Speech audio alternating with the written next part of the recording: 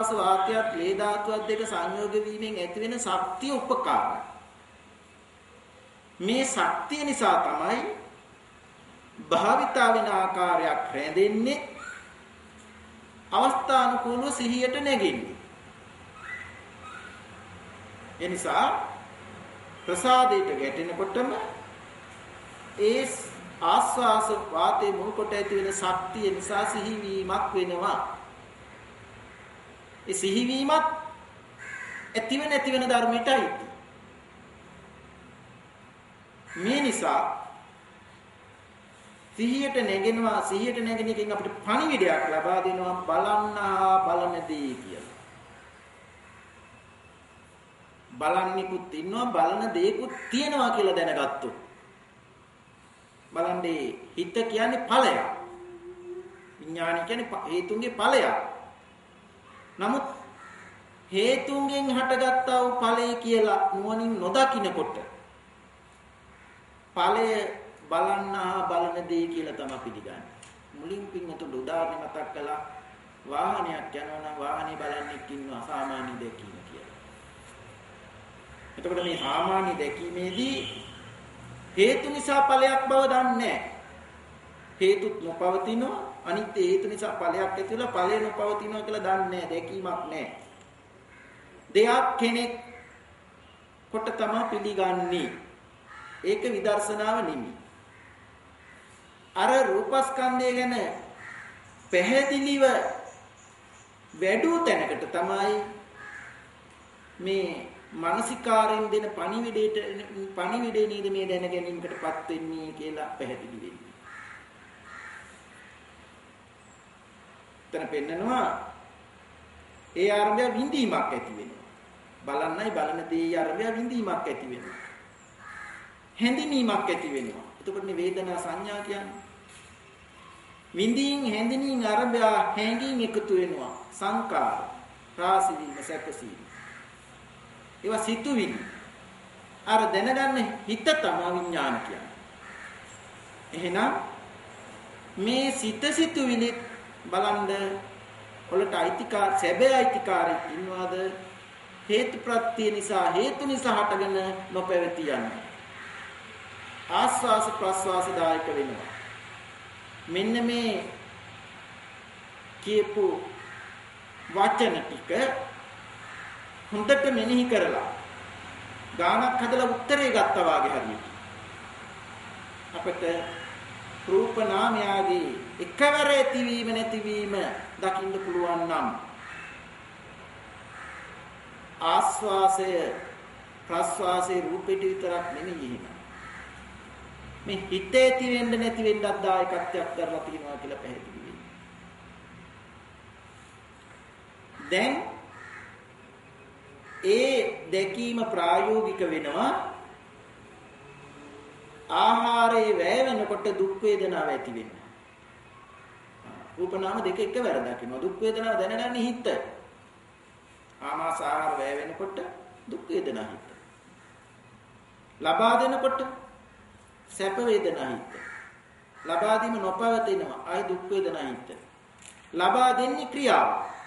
භාවිත වෙච්ච ආකාරයේ ක්‍රියාව. හේතුඵල ධර්ම චේතනාව. ඒද නොපවතිනවා. එතකොට අපිට එදිනෙදා ප්‍රායෝගික ජීවිතයේ තුලත් මේ හේතුඵල නිරෝධය සිහි වෙන තැනට මේක වැඩෙනවා. මේකට කියන්නේ ධම්මානුපස්සනාව කියලා. කාය වේදනා හිත ඇතිව නැති වෙන ආකාරයක් දකින්න. නමුත්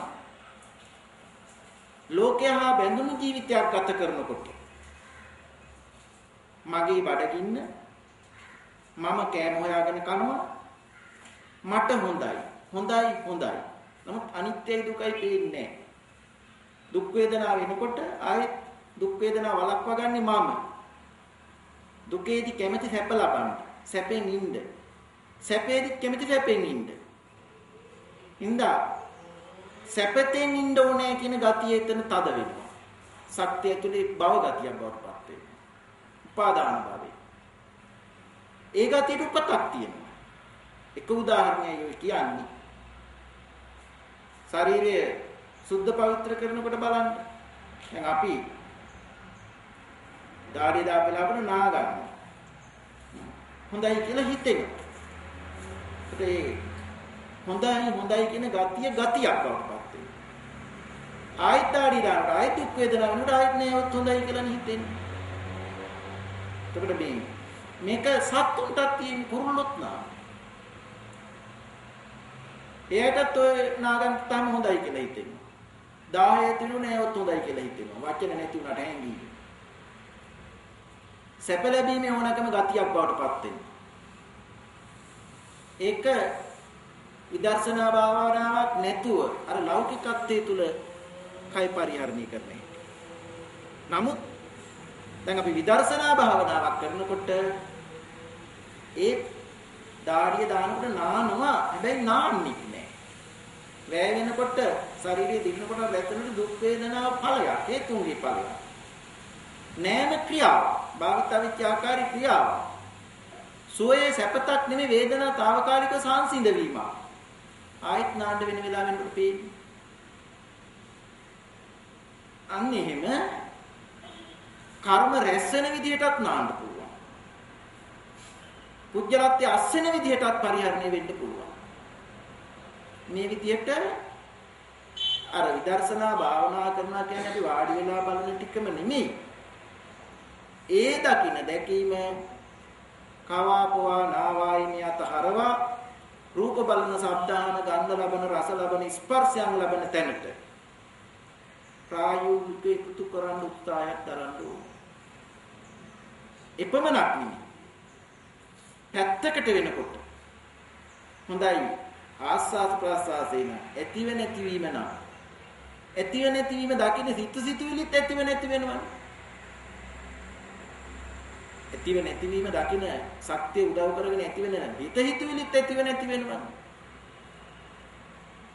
එහෙනම් මෙතෙක් දුරට කළ කී දේ ඇතිව නැති වුණා. දැන් ආස්වාද ප්‍රාසාසයත් ඇතිව නැති වෙනවා. දැකීමත් ඇතිව නැති වෙනවා. මනීන්ද්‍රිය මුල් කොට යම් කාර්යයක් සිහියට නැගෙනවා අතීතයේ දෙයක් සිහියට නැගෙනවාදී දැන් ආස්වාස වාතයේ ශක්තිය නිසා දැන් සිහියට නැගෙනවා. ඒ සිහියට නැගෙන අවස්ථාවක් වස්තුවක් දෙයක් කාරණයක් නොවේ ඇතිව නැති වෙනවා. මේ නිසා දුක දැකලා දුකට හේතුව දැකලා ආසාව හේතු පහවින්ද හේතුඵල නිරෝධය දැකලා සම්මා දිට්ඨියක් ඇති වෙනවා. නිවැරදි දැකීමක්. මෙන්න මේ සම්මා දිට්ඨිය අපට සම්පාදනය කරලා දෙන්න විදර්ශනාව නමාකාරයකින් උපකාර වෙනවා. පළවෙනි ආකාරය තමයි උද්‍යව විඥානය ස්කන්ධ පංචකයගේ ඇතිවීම නැතිවීම ස්කන්ධ පංචකයගේ ඇතිවීම නැතිවීම අපි පැහැදිලි කර ගැනීම. ඊළඟට භංග ඥාන නැති වෙන ස්කන්ධ නැති වුණාමයි. එහෙනම් මතක් වෙන්නේ දැන් මතක් වෙන්නේ භාවිතා වෙච්ච ආකාරයේ හේතුව නිසා දැන් මතක් වෙන්නේ. දැන් ශක්තියට දැන් සිහියට නැගෙන්නේ. ඒ සිහියට නැගෙන තැනත් මමවත් මට හම් වෙන කාරණයක්වත් නෙමෙයි. මනීන්ද්‍රිය මුල් කොට සිහියට නැගෙන ආරම්මන සිතුවිලි බලන්නා බලන දේ කියලා විඥාණයෙන් දැනගන්න. දැන් එතෙන්ට නොරවටෙනවා.